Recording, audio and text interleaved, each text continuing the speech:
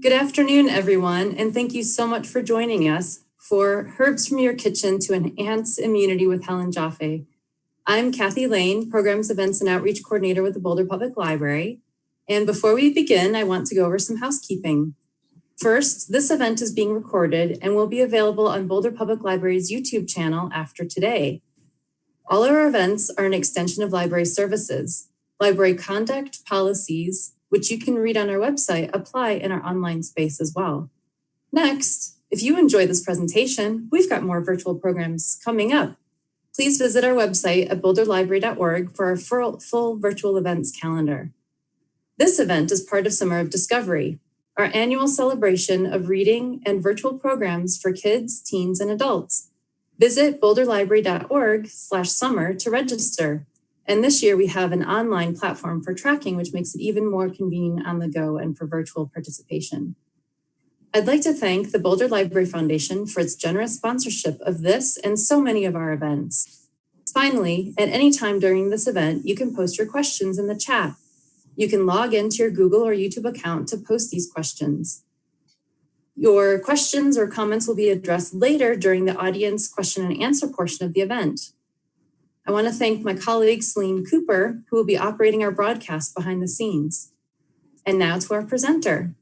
Helen Jaffe is a clinical herbalist living in Boulder. Helen enjoys teaching, and this is the third year offering herbal classes with Boulder Public Library. Helen, thank you for adapting the in-person workshop you would have been offering for a virtual experience. Hello, everyone, and welcome to my kitchen. I'm so happy to be here and to be able to share this class with you virtually. And last week we did a skincare class, and this week we're focusing on what you can use in your kitchen to enhance your immunity. One thing I'd love to say is that it's a great pleasure to be here, and I really enjoy working with the library and to be able to offer these classes to the community. It's a great service.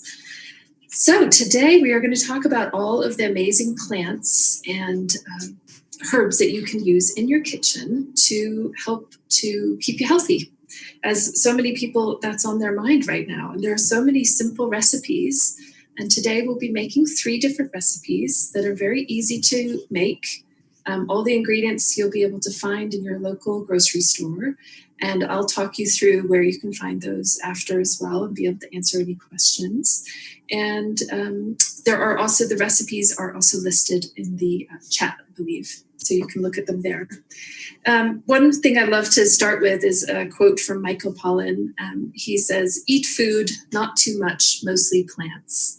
And that is really my philosophy as a herbalist, is that if you can get your nutrition and your vitality from your daily eating, then that's the best way to stay healthy. Taking lots of vitamins and supplements, it can be useful in certain situations, but if you can get your nutrients and your health from what you're eating, it's far better. You're going to get all that vitality from the plants. And this time of year, we are just surrounded by so many fresh varieties of plants. So it's so much fun to play with things in the kitchen. So today, we're going to do a fun drink made with turmeric, which we used last week on our skin. And today we're going to make what I'm calling like a turmeric health shot. You maybe have seen them in the grocery store. They come in little vials, and I think they're like $7 or $8. And essentially it's fresh turmeric that I'm going to be using today, and fresh ginger, as well as a whole lemon and some coconut water. And we're going to be putting it in the blender.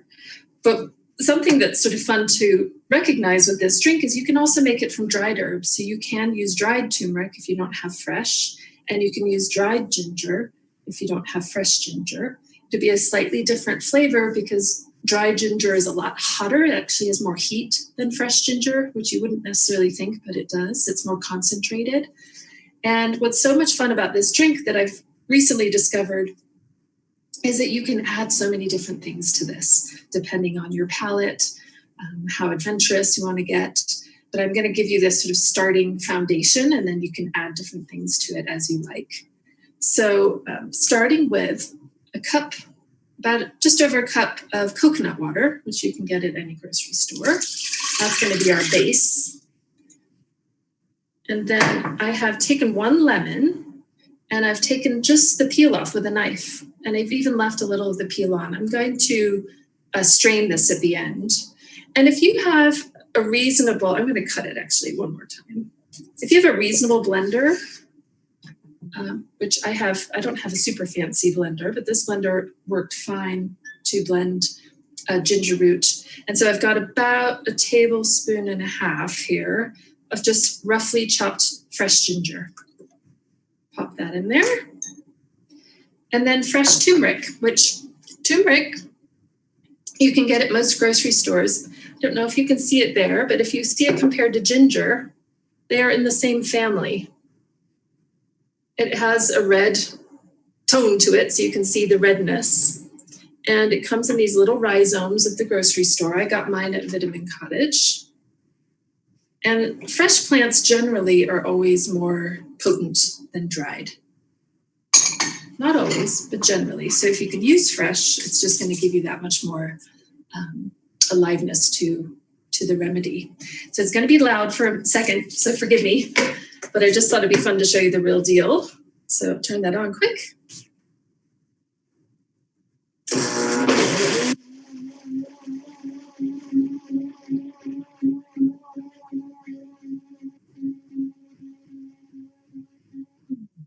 Okay, that was loud. That is all you really need to do. It's pretty quick to take off. And then what I'm going to do is strain it, just in case there's any pulp left from the root or from the lemon. You don't have to do that. You could just keep it. But it just makes it a little cleaner. And what's lovely about this drink is that you can, I'm going to strain it into a bowl first.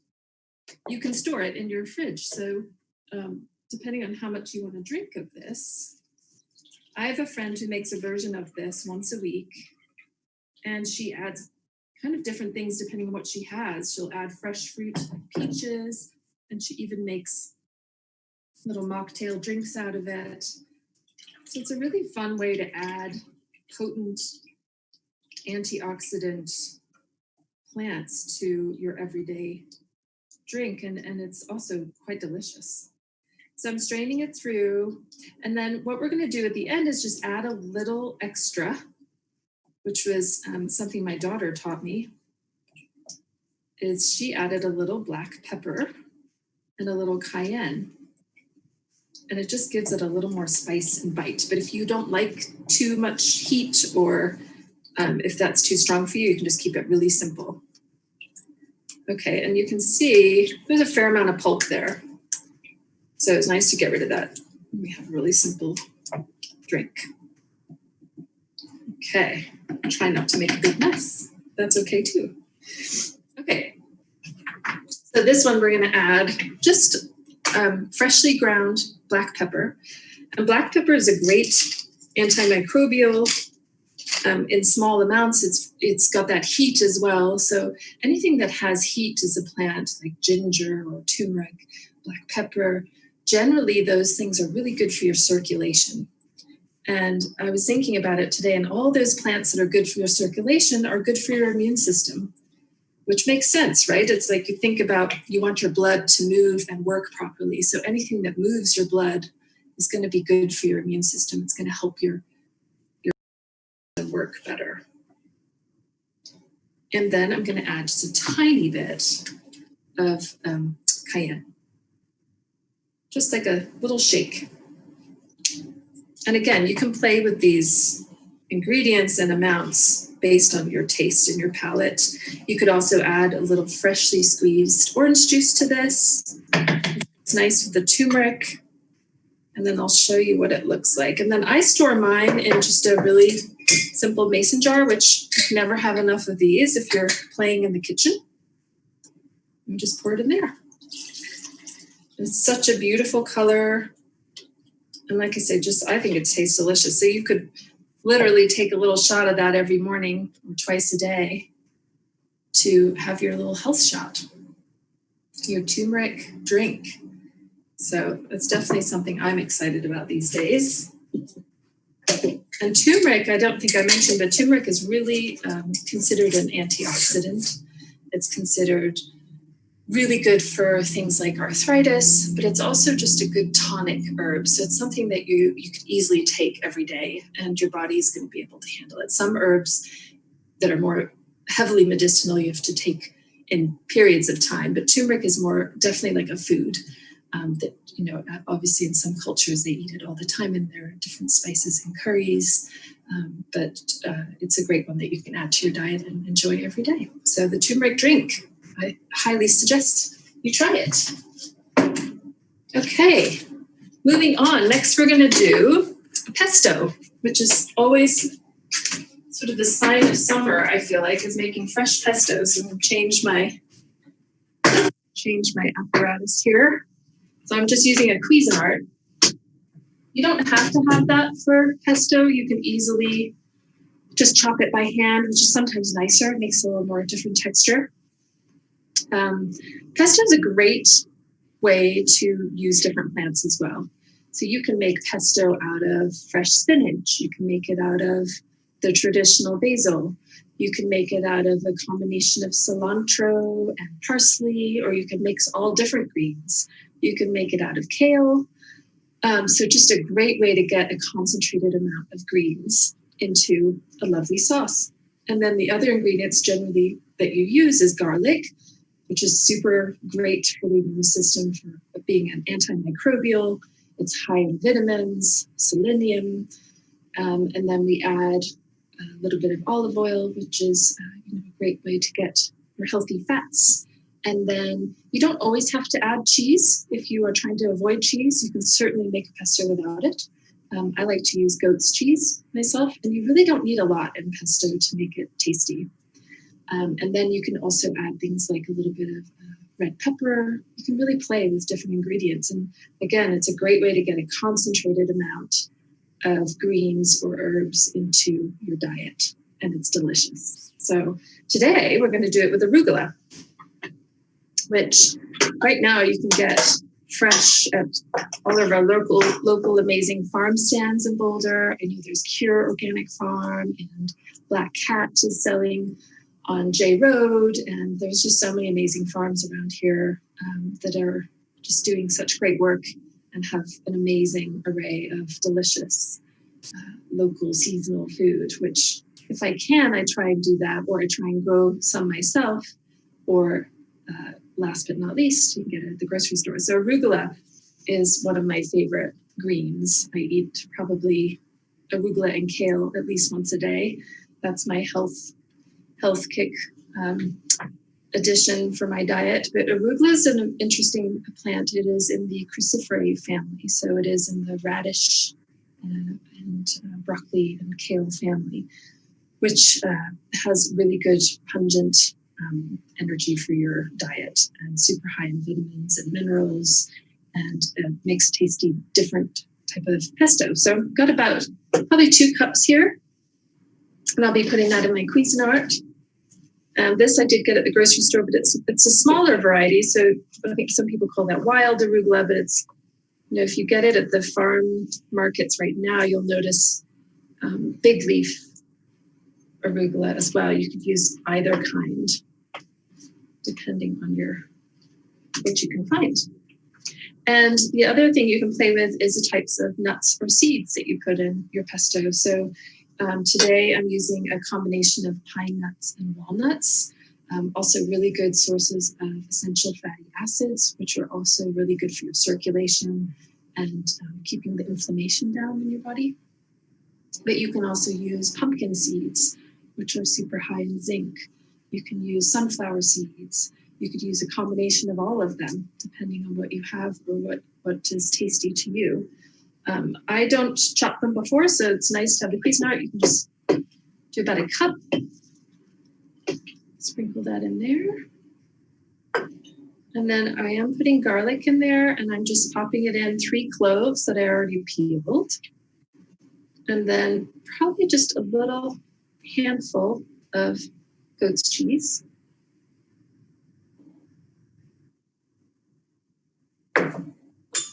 And then about 1/4 cup of olive oil.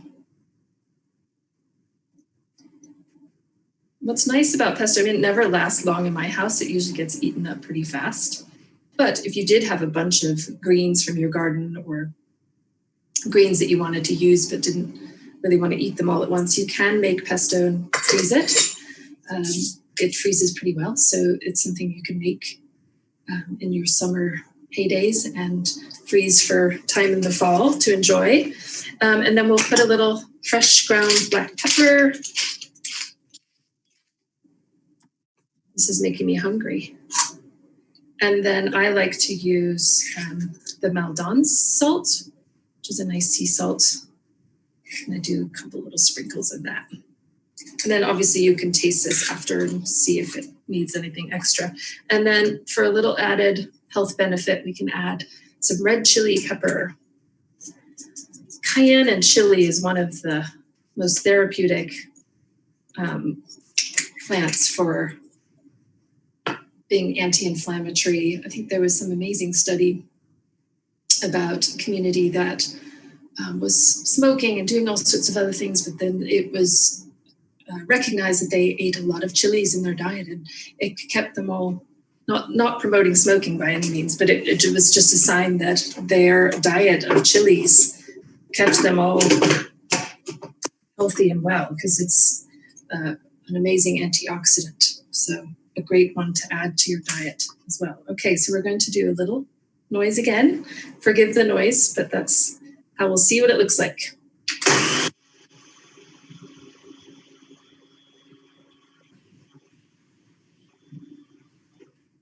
That's all you really need to do to get it going. I like mine kind of chunky. I know some people like to put a lot more olive oil in it, but this gives a nice texture. You could probably add a little more olive oil, but you can see here that it's really pretty chunky. And what's great about this is you can eat it on the side. You can put it on a sandwich. I love doing grilled vegetables and pesto on top. Obviously with any type of pasta, it's delicious. And my kids generally love it too. You know, if it's not too heavy on the garlic, but they love pesto. And that's something you can get the kids to enjoy making with you, get them involved to pick the plants in the garden and come and add different things and taste it. It's a great way to get kids involved in eating well, is to get them to try different recipes. So that is our arugula pesto, which again, you can just do so many different things with. So I highly recommend that you will give that a try in your local farmer's market or from your garden. And I wanted to just talk about some of the plants that we can make a tea out of, because that's going to be our last recipe. Just make a little room here. In the summer, I love to make summer tea, or sun tea, I should say, because we have such powerful sun here in Colorado. It's something you can make in the morning and just stick outside in a sunny spot and enjoy for the next day. You can put it in the fridge. And it's a very subtle type of tea, so it's not something that you're cooking for a long time, but it's a great way to add different plants into your water, as we need to stay hydrated in the summer and get those added benefits of the plants. And it's just fun too. It's fun to just try different things, and perhaps you have extra basil in your garden, you can do basil. So today I was going to recommend ginger and basil sun tea, which you could easily add lemon to as well. But sun teas you can really have so much fun with. You can do chamomile, any of the herbs, and you can do dry or fresh. The trick with dry to fresh is generally you need a lot more fresh to compare to the dried, as far as the quantity that you'll need to have more flavor or more of an effect. If you're trying to get more of a medicinal effect, you're going to want to use more fresh than dried. So today, what I wanted to recommend was a ginger and basil tea, which you don't think of basil for tea, but it actually has a lovely cooling effect for the summertime. And basil is a great plant for also being antimicrobial. And ginger, as you can tell, I like ginger. ginger is also considered in Ayurveda the universal medicine. It's so good for our digestion. It's really good for our circulation again. It also has some antimicrobial benefits. And I feel like most people either love it or hate it as far as a flavor, but with the sun tea, you can make it and it's very subtle. It doesn't have a super strong ginger in your face type of taste because you're just letting the sun do its job with the water rather than soaking it in boiling water. So with a ginger basil tea for this size of jar, which I highly recommend getting a few of these if you want to play with this summer. And I've got about, I don't know what size that is, but it's a decent sized ginger root. And what I'll do is I'll peel it. And you don't have to be exact about the peel because you're not going to be eating it. But peeling it will expose the flesh of the ginger and get you some more of that juicy flavor from it. And you can just do nice long slivers, fairly thick. And I'm going to use this whole chunk of root. So you can see I've got a decent amount of ginger there, and I'll pop it in the bottom. Smells so delicious. And then the basil I got was from the store. I am growing basil, but I don't have big enough plants yet, so I didn't pick that. So you can see I'm going to use a decent bushel. And I got this from Vitamin Cottage, and they have a great deal for basil. I think you can buy a fairly big box for like $3.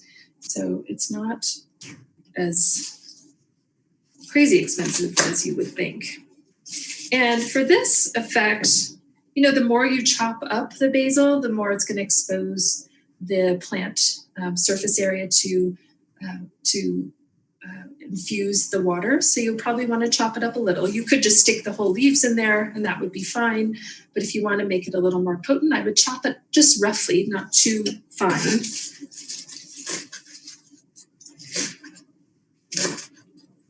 And you pop that in the jar.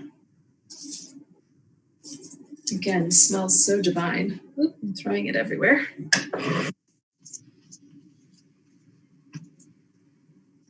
And if you wanted to add anything to it, you would want to do it after it's soaked in the sun. So what we'll do is we'll pour, our water to fill it up. And again, you could do this first thing in the morning. And the key with sun tea, I'll probably use a little more water than that, but that's okay, is you want to just make sure that the plants are submerged in the water so that they do their job and infuse the water with their goodness.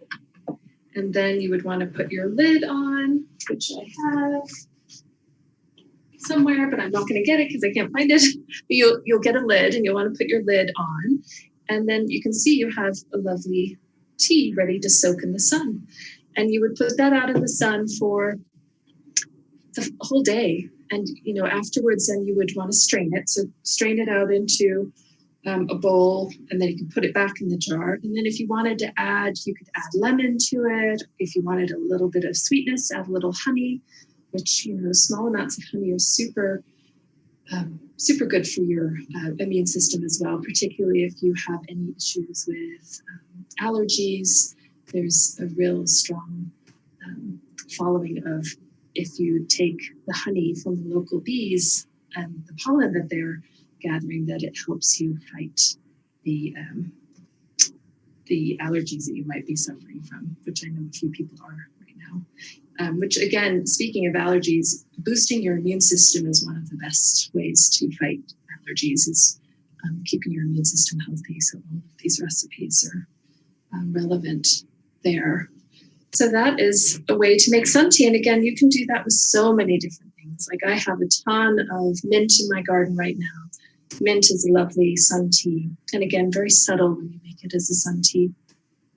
Another one that's a great immune booster is thyme, which, you know, thyme you can grow very well in Colorado.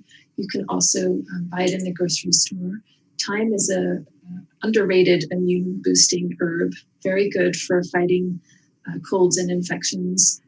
If you were wanting to do that medicinally, you'd probably want to boil and let that sit for an hour or so, and to make it more of a stronger concoction than sun tea. But thyme is an excellent remedy for colds and fighting infections, and something that you can drink every day or put in your food. You could also add it into different recipes as well. So I do have in the list, I have some other plants. There are so many that we could make all sorts of recipes. But some of the ones that I love to mention to people are dandelion greens. Those are available in most natural grocery stores. A super plant to add to your diet. It is full of all sorts of vitamins and minerals and very bitter. So some people find it hard to get used to, but there's a great way to just saute your dandelion greens. You can add a little bit of maple syrup and a little bit of garlic. And I actually find really delicious and really refreshing. You can just feel the goodness of dandelion greens when you eat them. You can also add mushrooms. So shiitake mushrooms are one of the most well-used immune boosting mushrooms and great to add in your diet. You can grill them. You can put them in soups, and you can also saute them for delicious addition to your meal. And shiitake mushrooms are really great for boosting the immune system, and also very available in our grocery stores and in our local farmers market. So there's some others listed there, and I'm happy to answer any questions that you all have. I hope that you take the time to enjoy some of these recipes and play in your kitchen a little bit, because also having fun is good for your immune system. So thank you so much, and I'm happy to answer any questions anyone has. Great, Helen. Thank you. We do have some questions. For the sun tea, is there any benefit to leaving the herbs steep just in cold water or room temperature versus having it heat up outside? That's a great question. Generally, you want some amount of heat. It's going to break the plant down a little bit. If you just left it for the day, you would probably taste some of the flavor and get some of the benefit, but some of the heat is going to break the plant down and allow you to absorb that into the water. Great. And are there other favorite herbs like stevia or flowers like borage that you like to use in the sun tea? Borage would be great. Borage flowers, yeah, any flowers you could do, even calendula flowers you can make tea out of. Most of them you can look up. It's always good to, if you're going to ingest something, double check and make sure what you're taking. But borage flowers are fantastic, very gentle remedy. And I'm a big believer in exploring what's in your garden, and certainly flowers are, there's all the different edible flowers like nasturtiums that you can grow, and so it's a wonderful way to play and be healthy in your space. Great. And what about you for pesto? Or what about like carrot tops or radish tops? Do you think either of those would work well in pesto? Carrot tops, I'm not as familiar with eating those. I know goats like them. But I know beet greens you can do. Some of the greens, you just want to be careful. They're high in oxalic acid. So like beet greens, chard, those types of greens are high in oxalic acid. So you don't want to eat a huge amount of those. And particularly if you have any urinary tract sort of issues, you just want to be mindful of that. I've heard stories. But yeah, certainly you could do beet greens, radish greens you could do too. But yeah, it's a great way to use the sort of abundance of greens that we have going on right now. Carrot tops, you'd have to check. I'm not familiar with eating those, but it could be that you could use it in small amounts. Great. Thank you. Yeah. So in this time of COVID, and also during the important and increased awareness of Black Lives Matter, what would you recommend for soothing anxiety or for sleep? That's a great question. Lemon balm. if you have lemon balm is a great plant as it grows, wild like mint does in your garden. I don't know if you can find it fresh at the store, but probably one of your neighbors has it growing. Lemon balm is known to calm the heart, and it does calm anxiety, and it's a great one that is very simple to make a tea out of. Would you use that in a sun tea as well? Yeah, or you could just, and if you don't have time to make a sun tea, you could certainly just boil the water and let it sit for an hour if you don't have the bandwidth to do that. Any of those recipes, you can just boil hot water, let it sit for about an hour till it gets room temperature, and then strain it. Lemon balm is a great one. Chamomile is a great tea for calming the nerves. Passionflower. There's also hibiscus is one that I don't think a lot of people realize. It's also calming and really good for summer because it's actually, the term is refrigerant. It actually cools you down. So it's a good one for that. But for sleep, everyone is so different with their sleep. But depending on what is causing you to be awake, if it is anxiety, you might want to check out your local herbal shop and get more of a tincture. Start with a tea, see if it helps. But sometimes if you really need something stronger, there's so many. Wish Garden Herbs is a great local herbal company, and they make a great relaxing, I think it's called relaxing sleep or something like that, which is a great remedy for sleep and calming the nerves. Thank you. And is a tincture more concentrated than a tea? Yes. Yeah, so a tincture is going to be it can be either alcohol or glycerin. Usually you can get it in glycerin if you can't take alcohol. But yes, it's going to be a potent medicine. And if you go to Vitamin Cottage or Pharmaca or Rebecca's Herbal Apothecary, there'll be someone there who could help you choose the right one, because there are quite a few to choose from and so many different forms. But tea is a lovely way to do, it's a nice ritual to do at night too, is to just make yourself a cup of tea and kind of calm yourself down before bed and give yourself some space. And definitely don't read the news for maybe an hour before bed, which is truly, something important to do if you feel overwhelmed by everything right now, is to take some time and put your legs up the wall, have your cup of tea, and yeah, it's important. But certainly there's so many you can choose. And there's some great blends at the grocery store too, like relaxing tea, sleepy time tea. All of those are fabulous teas. And if you want it strong, a lot of times I'll take 3 or 4 tea bags for like maybe 2 cups. So you can make it stronger by just making more bags. Sure. Yeah. Thank you. And you've mentioned some local stores here in Boulder. Are there also online stores that people who might not be able to either get out or be in Boulder that you could recommend? Yeah. So, Savory Spice is a great local resource too for all of those herbs and spices I was talking about, and they do online ordering. They're a great local company. Mountain Rose Herbs, I mentioned last week, they're a great resource for all things plants. As far as fresh plants, you're probably going to want to look locally to your farmer's market or hopefully to your garden if you can find some. And what else? Rebecca's Herbal Apothecary, I believe she has an online presence, but I haven't checked recently, but I'm pretty sure they have an online store too. They have great remedies. Super. That's helpful, Helen. Thank you. So you've recommend checking things out before you ingest them. Can you recommend some books? Yes, of course. So we've got a few. I think if you are interested in exploring what is growing wild, I was talking about it earlier, but there's a great edible wild plants book, which I think there's different versions and different types at the local library. But this one's called Nature's Garden, Edible Wild Plants by Samuel Thayer. It's just interesting to read because it really shows you what types of plants and the different phases of their growth when you want to pick them, which is really important.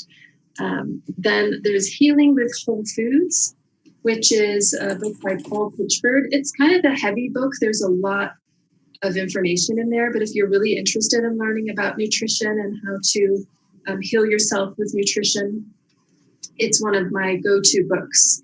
It's literally falling apart because I've read it so many times. And you can kind of research smaller subjects and go into those. He focuses a little bit more on the traditional Chinese method, but has really good information on simple recipes and interesting things that you can add to your diet, and definitely believes through your eating that you can heal yourself. So it's a great book for exploring and being inspired and learning.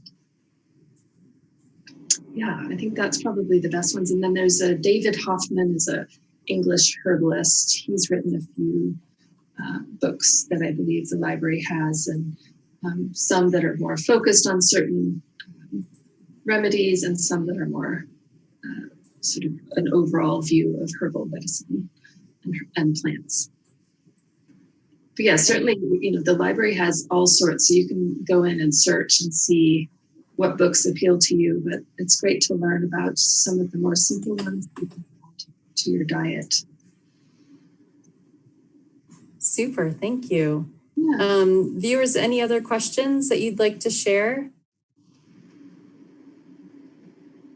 One of the questions that we had last week are, what are the benefits of using plants and remedies at home for personal health?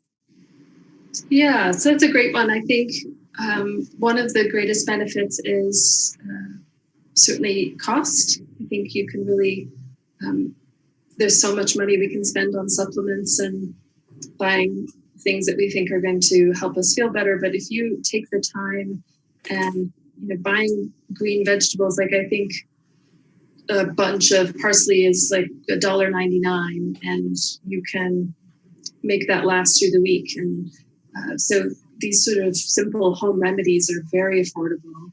And the whole practice of nurturing yourself and making something that is good for you is really, there's something to that. It truly is nurturing yourself rather than just buying a bottle of pills and popping them quickly in the morning with your coffee as you run out the door. So it's really something you can do for yourself. And I think it kind of forces you to slow down and think about what you're putting in your body and making that pleasurable.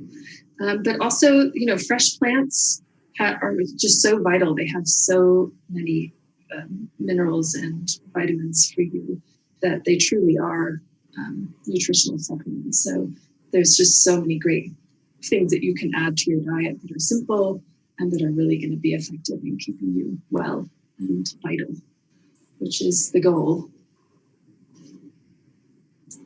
Yeah, yes. So I'd say those are my top ones. And I think, for your kids too, if you have children or children around you, it's a great way to get them to enjoy those foods too. Even if it's just slowly, and you just slowly add those green vegetables, or like I said, make pesto. Or the other thing I forgot to mention is salad dressing. That's a great way to make your own herbal concoction. You can add garlic, you can add cayenne, you can add turmeric. Salad dressings are a great way to add different ingredients that are going to boost your immune system too. Yeah. Great ideas. Thank you for inviting us into your home. Yeah. And guiding us through some recipes that we can make to help boost our immunity as well as just feel better. And if you have kids at home, it's fun to go foraging together and make foods together. The recipes, if you're curious, are in the description below. They're linked to a PDF that you can download. So Helen, I want to say thank you so much. Also, thank you. Thank you to Celine and the Boulder Library Foundation, along with everyone who tuned in to watch and ask questions. Finally, if you and our audience know others who would enjoy this event, remember that this has been recorded and will be available to watch on the Boulder Public Library's YouTube channel. Thank you. Be well. Good night. Thank you. Bye-bye.